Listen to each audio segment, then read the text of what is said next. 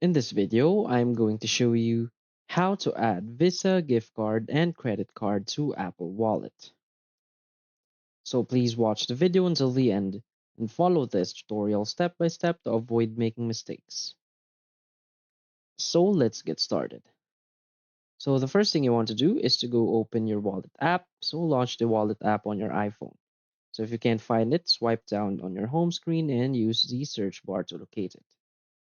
Now in the wallet app, just simply tap on the plus button. So look for the plus button in the upper right corner of the screen and tap on it. So this action will allow you to add a new card or pass to your wallet. Simply select credit or debit card. So from the options presented, choose credit or debit card. So this selection will enable you to add your Visa gift card or credit card to Apple Wallet.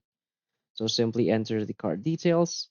So you'll be prompted to either manually enter your card details or use the camera to capture them automatically. So follow the on-screen instructions to enter the card number, expiration date, security code, and billing address associated with the card. Now verify the card. So agree to terms and conditions. So review and accept the terms and conditions presented and wait for the confirmation. So once the card is successfully added to your Apple Wallet, you'll receive a confirmation message. Now your card is ready to use with Apple Pay. So that's it.